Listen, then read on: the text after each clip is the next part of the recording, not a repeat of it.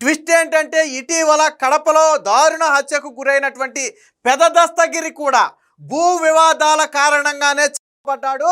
అలాగే ఎవరైతే జగన్ మేనమామ రవీంద్రనాథ్ రెడ్డి ఉన్నాడో ఆయనకు పెద దస్తగిరి బినామీ అని పోలీసులు ఆధారాలతో సహా నిరూపించారు.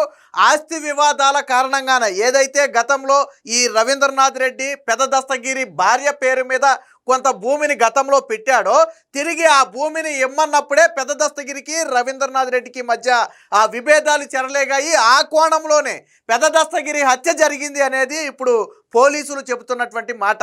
అంటే ఎంత దారుణం అంటే ఒక ముస్లిం సంస్థకు చెందినటువంటి 100 కోట్ల రూపాయల విలువైన భూములను జగన్మోహన్ రెడ్డి మేనమామ అక్రమంగా కబ్జా చేసి తన పేరు మీద బదలాయించుకుని ఎన్నికలు దగ్గర పడుతున్న సమయంలో దాన్ని ముగ్గురు పేరు మీదకు మార్చాడు. ఆ ముగ్గురులో ఒకరే మొన్న చనిపోయిన పెద దస్తగిరి భార్య.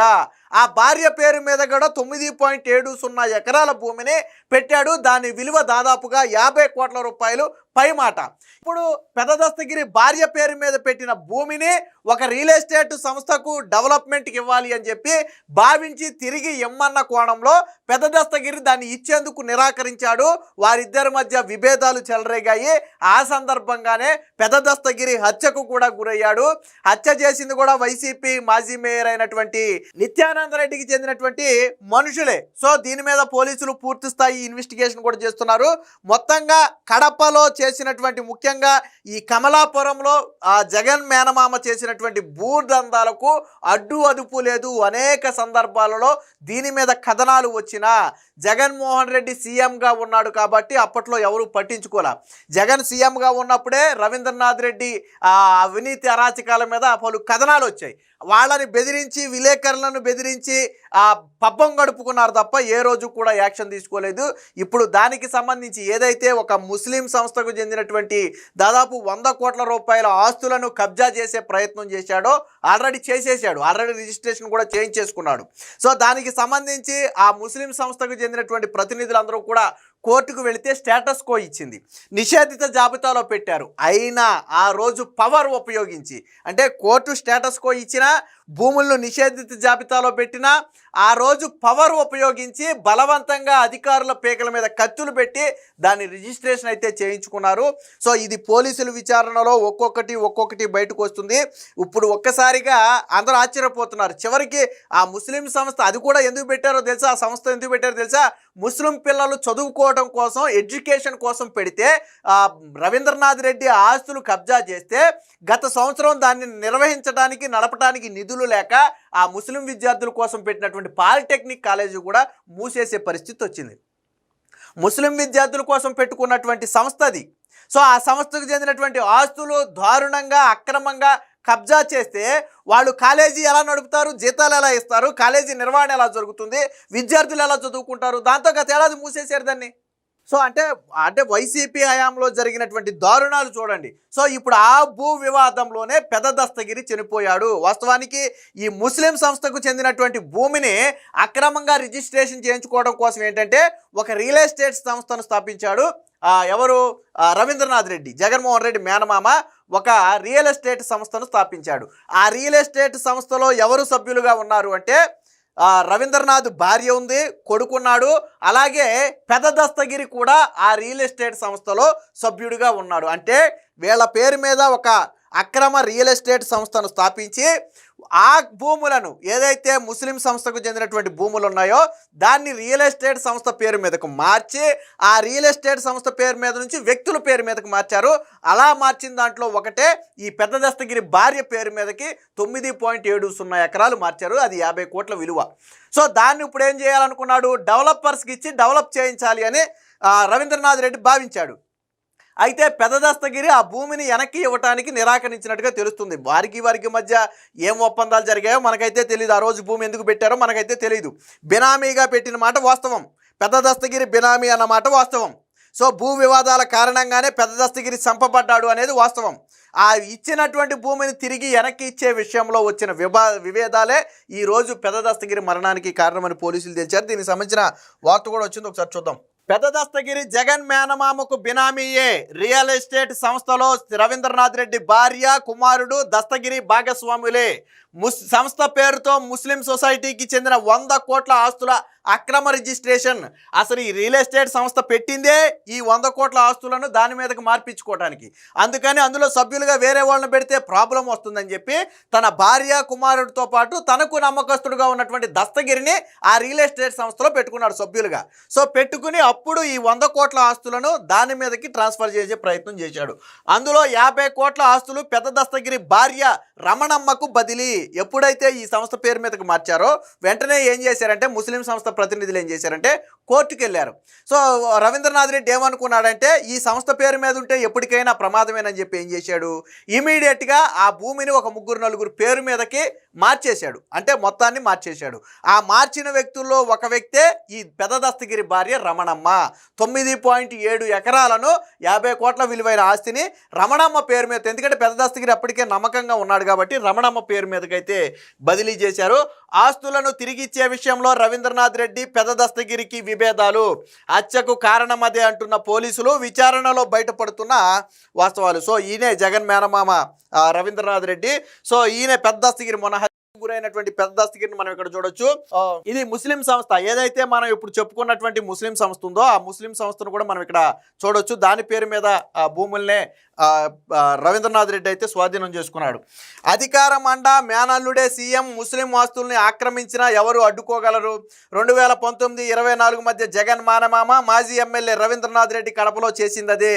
నగరంలోని ముస్లిం వెల్ఫేర్ సొసైటీ పేరుతో ఉన్న 100 కోట్ల విలువైన 24.26 ఎకరాల ఆస్తులపై కొన్నేసిన ఆయన తన కుటుంబానికి చెందిన రియల్ ఎస్టేట్ సంస్థ పేరుతో వాటిని అక్రమంగా రిజిస్ట్రేషన్ చేయించుకున్నారు.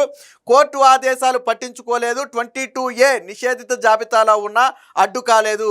అక్రమంగా కొట్టేసిన దానిలో 50 కోట్ల విలువైన 9.7 ఎకరాల్ని ఆ తర్వాత పెద్ద దస్తగిరి భార్య రమణమ్మ పేరుతో రిజిస్ట్రేషన్ చేశారు. ఈ ఆస్తిని తిరిగి రాయించుకునే విషయంలోనే రవీంద్రనాథ్ రెడ్డికి పెద్ద దస్తగిరికి మధ్య విభేదాలు వచ్చాయి.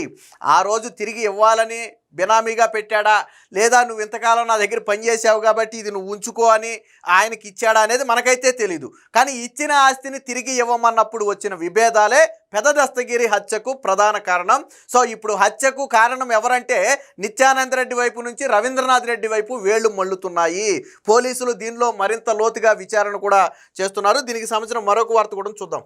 సో పెద్ద దస్తగిరికి రవీంద్రనాథ్ రెడ్డికి మధ్య విభేదాలు తలెత్తాయి. చివరకు హత్యకు దారి తీసింది కూడా అదే కారణం అని చెప్పి పోలీసులు అయితే తేల్చారు. వాస్తవానికి ఈ ఏదైతే ఈ ముస్లిం విద్యార్థుల కోసం ఎడ్యుకేషన్ సంస్థను ఏర్పాటు చేశారో ఆ ఏర్పాటు చేసిన వ్యక్తి ఎవరంటే షేక్ నజీర్ హుస్సేన్. సో పేద ముస్లిం పిల్లలు చదువుకోవాలనే ఒక ఉద్దేశంతో ఆయన ఒక సంస్థను ఏర్పాటు చేసి దాని ఆధ్వర్యంలో విద్యను ప్రోత్సహిస్తున్నాడు. పేద ముస్లిం విద్యార్థులకు విద్యను అందించేందుకు గాను నజీర్ హుస్సేన్ అధ్యక్షుడిగా 1989లో తయ్యబ్ ముస్లిం వెల్ఫేర్ సొసైటీ ఏర్పాటైంది. దీని ఆధ్వర్యంలో పాలిటెక్నిక్ కాలేజీని ఏర్పాటు చేశారు. సొసైటీ పేరుతో 100 ఎకరాలు కొన్నారు. దీన్ని విక్రయానికి వీలు లేకుండా అప్పట్లోనే నిబంధనలు కూడా సెట్ చేశారు. అంటే ఒక ముస్లిం సొసైటీని ఏర్పాటు చేసుకుని దాని ఆధ్వర్యంలో ఒక పాలిటెక్నిక్ కాలేజీ ఏర్పాటు చేసి దానికి అందరూ కలిసి పోగేసుకుని ఒక 100 ఎకరాల భూమిని అయితే కొన్నారు. కొన్న తర్వాత ఆ భూమిని ఎవరి పరం కాకుండా ఆ చట్టపరంగా కూడా రక్షణే కల్పించారు. కానీ ఇక్కడే రవీంద్రనాథ్ రెడ్డి కన్నుపడ్డాక ఒక మాస్టర్ ప్లాన్ వేశాడు. ఏం ప్లాన్ వేశాడో చూడండి. ఆస్తులపై కన్నేసి మరో కమిటీ పెట్టిన రవీంద్రనాథ్ రెడ్డి. సొసైటీ ఆస్తులపై మాజీ ఎమ్మెల్యే రవీంద్రనాథ్ రెడ్డి కన్నుపడింది. నిబంధనలకు విరుద్ధంగా వాస్తవానికి ఎవరు అధ్యక్షతన ఉండాలి? నజీర్ హుస్సేన్ అధ్యక్షతన సంస్థ ఉండాలి, కమిటీ ఉండాలి. కానీ ఏం చేశాడో తెలుసా? ఈ ఎమ్మెల్యే ఖాదర్ బాషా అనే మరొక వ్యక్తిని తీసుకొచ్చి ఆ వ్యక్తి ఆధ్వర్యంలో ఒక కమిటీని ఏర్పాటు చేశారు. ఏర్పాటు చేసి 2021 నవంబర్ 25న 6 భాగస్వాములతో శ్రీ లక్ష్మీ పద్మావతి కన్స్ట్రక్షన్ అనే ఒక దాన్ని ఏర్పాటు చేశారు. అదే రియల్ ఎస్టేట్ సంస్థ. అందులో మాజీ ఎమ్మెల్యే భార్య అరుణ్ కుమారి, కుమారుడు రామాంజనల్ రెడ్డితో పాటు ఇటీవల హత్యకు గురైనటువంటి పెద్ద దస్తగిరి కూడా భాగస్వాములుగానే ఉన్నారు.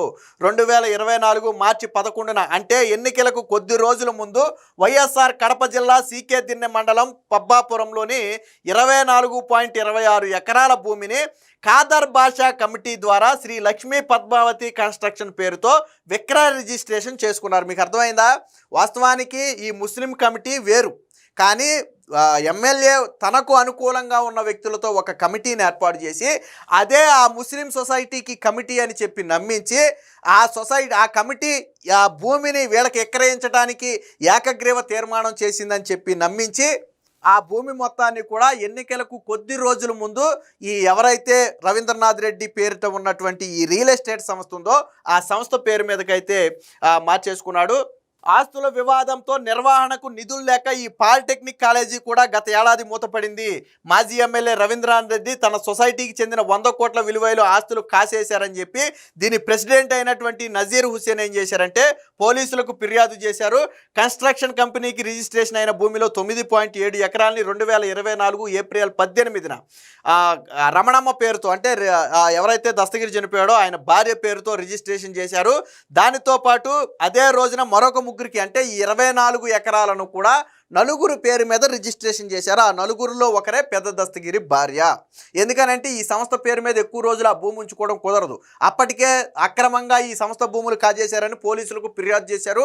కోర్టుకు కూడా వెళ్ళారు. కోర్టు స్టేటస్ కో కూడా ఇచ్చింది. సో అందుకనే ఎందుకైనా మంచిదని చెప్పి ఏం చేశాడంటే దాన్ని బినామీల పేరు మీదకి మార్చేశాడు. సో కోర్టు స్టేటస్ కో ఇచ్చినా నిషేధిత జాబితాలో చేర్చినా అవేవి కూడా అధికారం ముందు అడ్డు కాలేదు.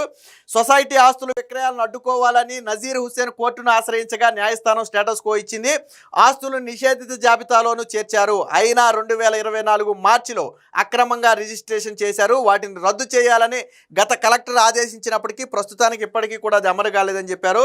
సో వాంగ్మూలం ఇచ్చిన నజీర్ హుస్సేన్ సో ఏదైతే సొసైటీ కింద 100 కోట్ల భూములు ఉన్నాయో వాటిని కడప నగర పరిసరాల్లో ఉన్నాయి. వాటిని వైసీపీ గత ఎమ్మెల్యే అయినటువంటి రవీంద్రనాథ్ రెడ్డి అక్రమంగా